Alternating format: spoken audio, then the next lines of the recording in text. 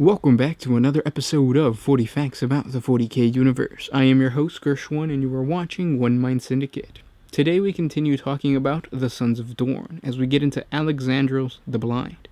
If you guys are new to the channel, subscribe because we post Warhammer 40K content every single day. And if you have any suggestions or requests, please comment down below and we'll try to create a video for you guys. With that said, let's get into 40 facts on Alexandros the Blind. After the corruption of Alexandros the Mad, and the violence that followed, a conclave was formed to determine the chapter's future. There was some reluctance on the part of some of the senior Astartes to allow another prospective successor from the lineage of Alexandros to ever be allowed to drink from the poisoned blood, but eventually a consensus was reached. They would not restrict any prospective successor in accordance with Alexandros the Great's wishes, but would place closer scrutiny upon every future inheritor of the chapter master's mantle. The chapter's senior reclusiarch and librarian would undertake this solemn duty, acting as both advisors and vigilant guardians over the spiritual and physical well-being of chosen chapter masters. If the chapter master showed the slightest deviance of spirit, chaotic taint, or presented a dire threat to the survival of the entire chapter, he would be executed without remorse. After 5 millennia of shame, the chapter's redemption may have finally come in the form of their current chapter master, Alexandros the Blind, also born to the famous lineage of Alexandros the Great.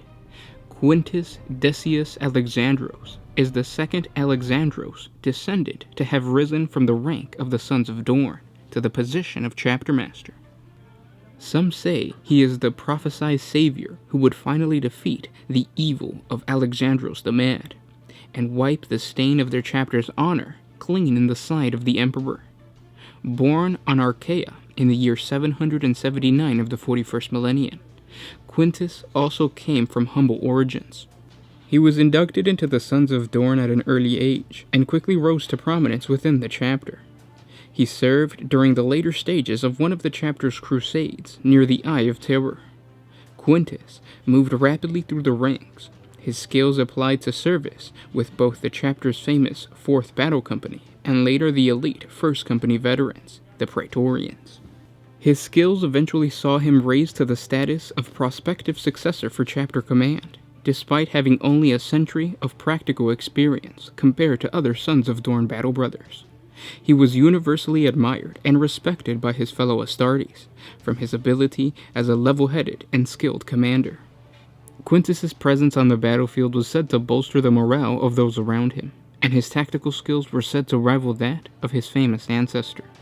Upon the death of their former chapter master, Quintus was unanimously elected to undergo the rites of initiation as a prospective chapter master, under the close scrutiny of the senior chaplain and librarian of the chapter. Quintus partook of the poisoned blood of his ancestor and survived the ordeal. Quintus went on to serve the Sons of Dorn as a chapter master for over a century without showing any signs of corruption, putting the well-being of his men before his own. Quintus led many of his strike force from the front lines, often in the thickest of the fighting. The sight of his form in alabaster-white artificer power armor smashing through the enemy's ranks served as an inspiration for the warriors that followed him into battle, assuring them of his righteousness and purity.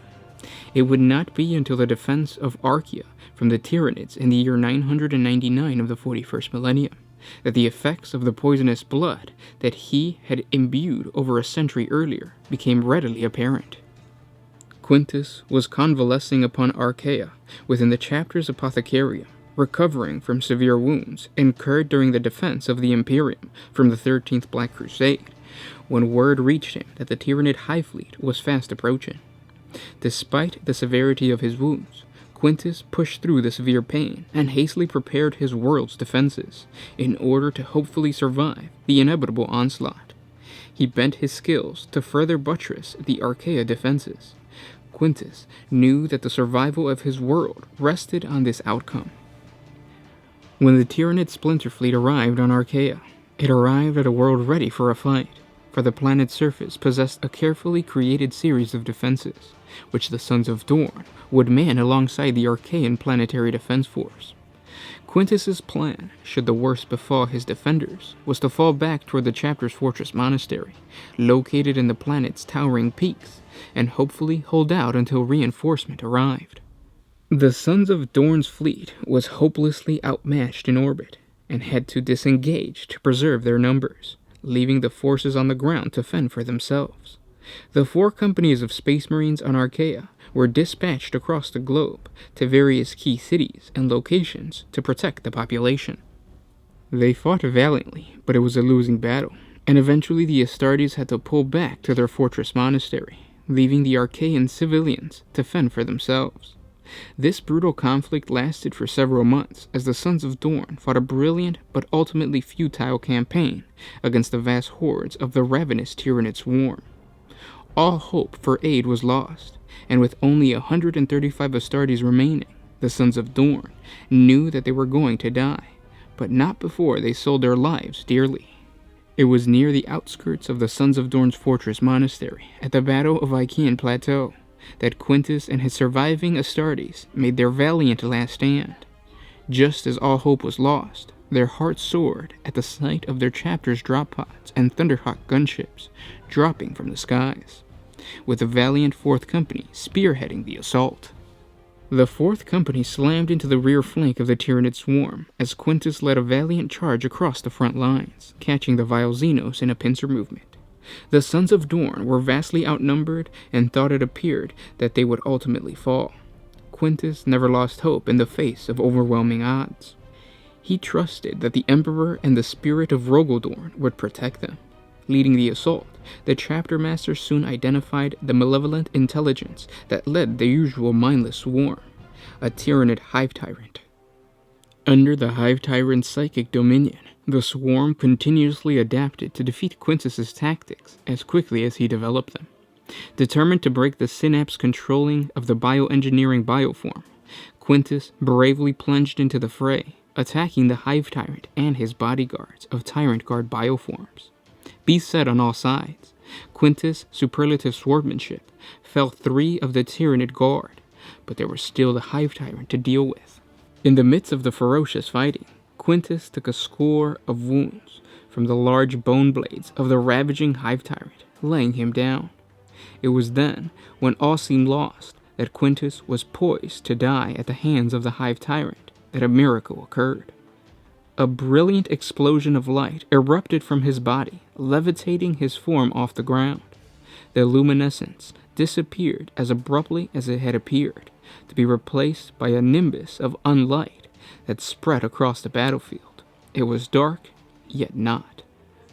Those who witnessed this miracle still find it almost impossible to explain.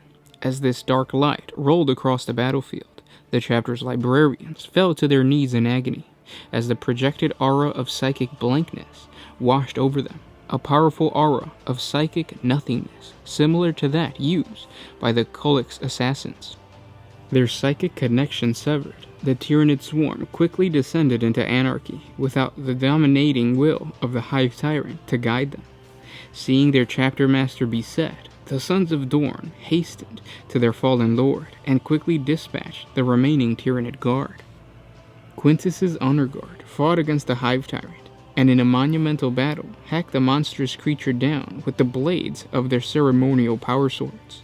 The Sons of Dorn then destroyed the remainder of the swarms in earnest.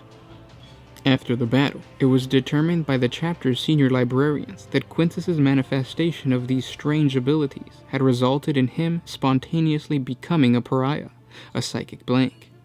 Quintus now possessed the innate ability to nullify psychic powers, and if in close quarters to those with psychic abilities, his very existence could drain the strength from them all. It was reported by those that witnessed this event that the aura projected by the chapter master was so powerful that even non-psychic battle brothers doubled over in agony, causing them to retch for blood. Just like their ancestor, Apius, before him, Quintus had never shown any signs of possessing the rare pariah gene or any latent psychic abilities. Therefore, it was determined that this ability was caused by the poisoned blood he had immuned a century earlier. It could not be explained why it took so long for this ability to manifest, Some claim that it was the divine intervention of the Emperor, sending Quintus his gift as a way to combat the Great Devourer. The chapter masters of the Forge, working in concert with the chapter's librarians, develop a lampening device to help block the worst of the effects caused by Quintus's powers, which was fitted to the chapter master's suit of power armor. The librarians still felt ill at ease when near him, but for those without psychic abilities, the device proved its worth. This enabled the chapter master to turn off the device at will, a useful ability when combating heretics, demons, or xenos that possess psychic abilities. The librarians claim that Quintus was a fulfillment of the ancient chapter prophecy from thousands of years ago come to fruition. Hailed as their chapter's prophesied savior, the battle brothers within the chapter overtly now refer to the chapter master as Alexandros the Blind, in honor of his miraculous abilities. Where Alexandros the Mad had been excessive and insane, Alexandros the Blind was the exact opposite of his ancestor in every way. With his pariah ability, Quintus would be able to cancel out Appius's greatest advantage, his powerful psychic abilities. Though the two chapter masters have yet to confront one another, Quintus has vowed that before he dies, he will find Appius and destroy him, erasing the stain of the chapter's honor forever. And those were 40 facts on Alexandros the Blind. I hope you guys enjoyed this video, and I hope you enjoyed the lore of the Sons of Dorn. Yeah, I guess you could say this is a fan-made chapter. This chapter was created by Tyler Mengel, who's actually a Games Workshop Hobby Center worker. He worked for Games Workshop, and there was a competition going on where you can create your own Space Marine chapter based on your chapter master. He submitted this, and now his story is actually canon. So it is solidified within GW, which is amazing. Check out the wiki page if you want to learn more about that competition, because there was 2 winners. It's really, really cool. So link is going to be down in the description. And again, guys, thank you so much for liking, commenting, and sharing. If you want to support us a little bit more, jump on over to Patreon. A simple $1 a month helps us create more videos for you guys. And if you can't, that's cool. Simply by liking, commenting, and sharing, it helps out the channel. If you guys have any other suggestions for other topics, please comment down below. With that said, I'll see you guys tomorrow. This was Gershwin with One Mind Syndicate, signing out.